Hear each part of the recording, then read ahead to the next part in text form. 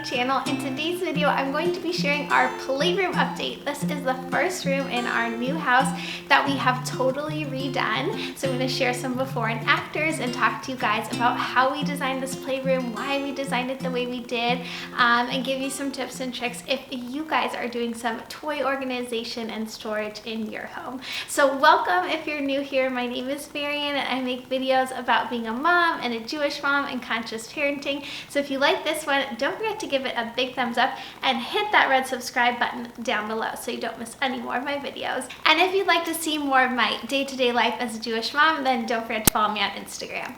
Okay, so welcome to the playroom. The first thing I want to do is shout out my dear friend Melissa, who runs a company in the DC area called Contain Chaos by Melissa, and she's the one who helped me with all of the toy storage and organization going on in here. And even though I feel like such an expert in these kinds of things, I always have more to learn, and Melissa definitely helped me. So if you are overwhelmed by toys and you live in the DC area, call her.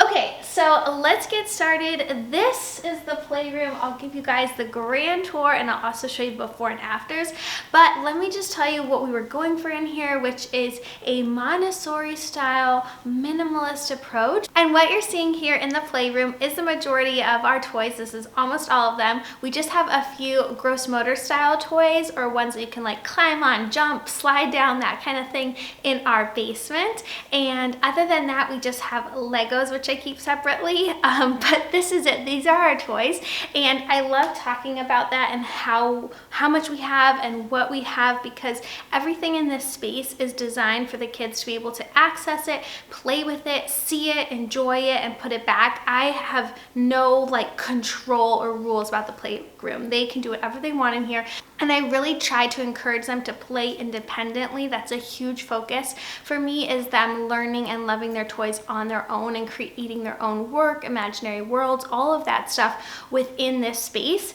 And so we designed it purposefully to be a really minimalistic Montessori style, really clean, open, white spaces to allow them to live out those, play experiences and really develop and learn as they go.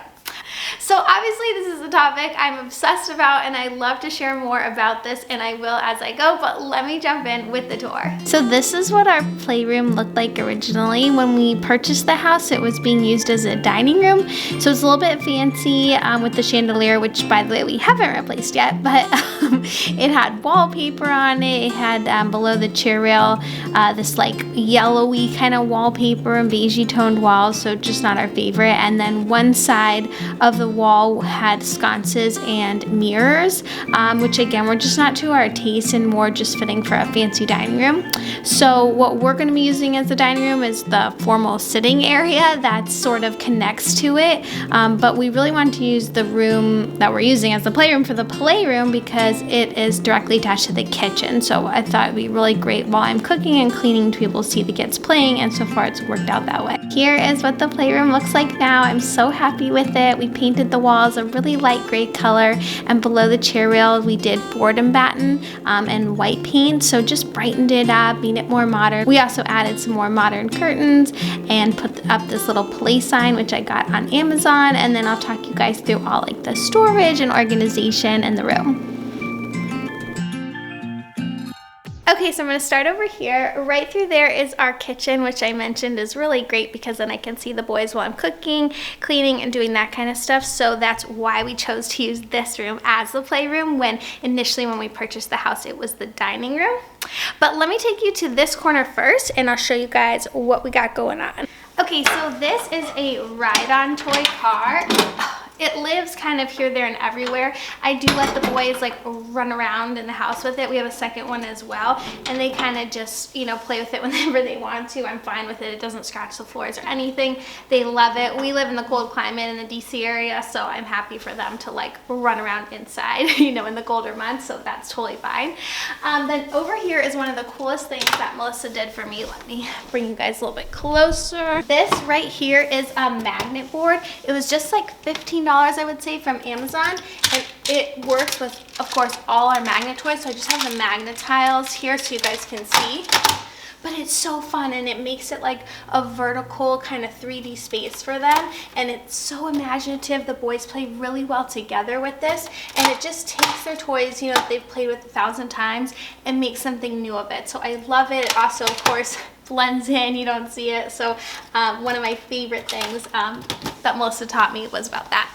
Okay, then moving on over here, this is their play kitchen. This is from KidCraft. My older son got this when he was 1, so we've had this a few years now. And I just have all the little kitchen stuff that goes in it in this little bin. Another one Melissa got for me, and she made this adorable label that says kitchen. I am not particular about what goes in there and how it's styled and all that. Like, it's fine. Same thing with this bin. It's all just, you know, thrown in.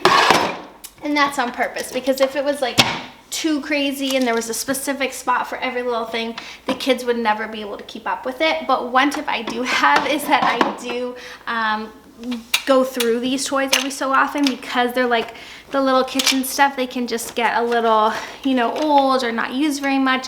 There's a ton of little things. So I do go through it every few weeks or months or so and get rid of the ones that have seen better days or donate them. So I do keep on top of it in the sense that I don't let it accumulate too much.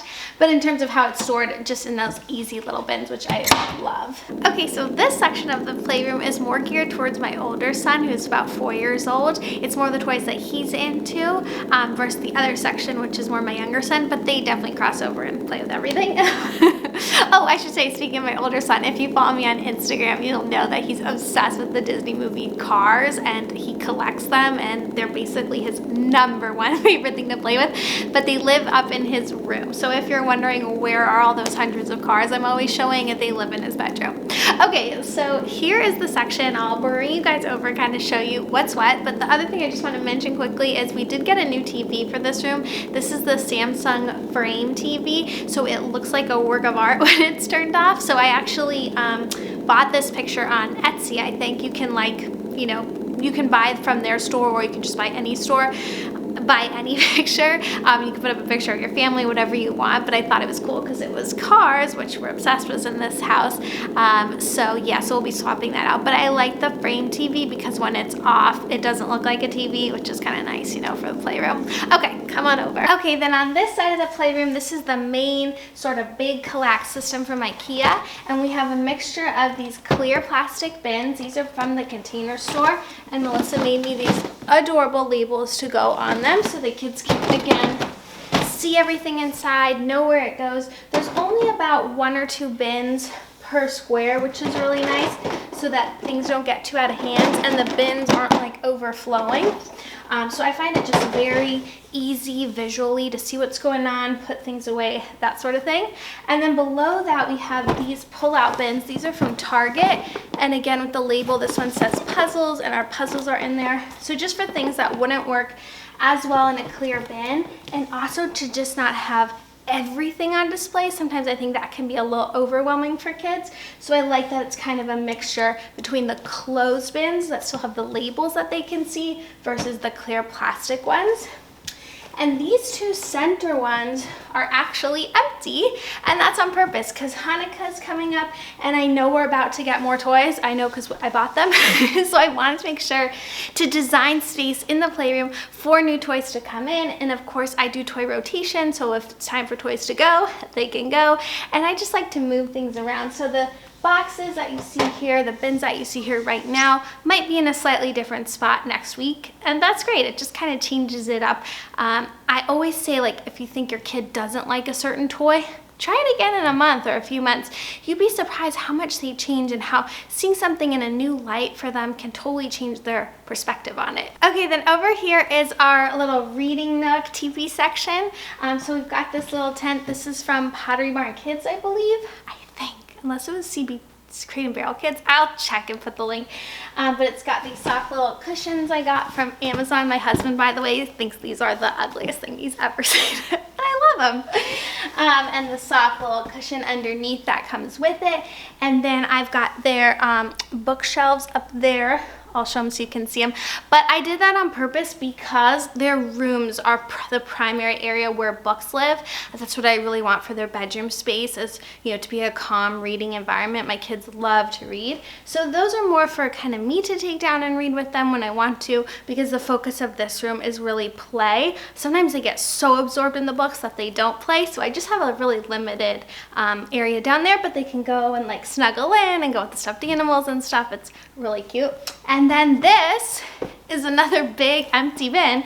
Sometimes it has stuffed animals in it, sometimes it has blocks in it. Again, it's just another tip I have, is to keep some empty bins around, even if it's like not before the holidays like we are right now, where I know it's gonna be filled soon, just to give you that freedom to make changes and move things around. Okay, then this area I showed on my Ikea toy storage organization, so I won't go into it too much, but basically this is where my younger son, my almost 2-year-old, plays primarily. He loves the Fisher-Price Little People set. I've got them, the little people, in this plastic bin, again with the label, and then each little square in the collect system is home to one of the bigger pieces of the set, as well as there's some on top that, again, he can get to. And then just some puzzles that are at his level and some other toys that are right for him. I love having this open collect bin like this one. Inside, I like to use these bags. These are also from Container Store, and again, just fill them with little things. It's just a nice way to store them and like keep on top of everything. And then the one thing that's out in the middle of the playroom is the wobble board. I get a lot of questions about this. We've had it a year. We got it for my 1-year-old, who's now my almost 2-year-old, for his birthday, and the kids do love it. I get a lot of questions about, is it worth it, because it's kind of expensive. I would say they do play with it all the time, but it's not like their absolute favorite toy, but I'm always surprised when they like take it up and do something different with it. So I'm really happy we have it, and it always lives out in the center of our playroom because it becomes anything and they can play on it. So I do recommend it, but I would say if you're like really tight on budget, it's not a splurge. I would say it should be the top of your list, but if you're looking for another toy and something that will be used for years and years and can play all different imaginative ways, I do recommend it. So that is it. That is our playroom update and tour. I hope you guys liked this video. If you have any questions about where I got stuff or any questions about play, definitely ask me in the comments below or look in the description of this video. If you liked it, don't forget to give it a big thumbs up. Hit that red subscribe button to my channel down below, and I'll see you in the next one. Bye!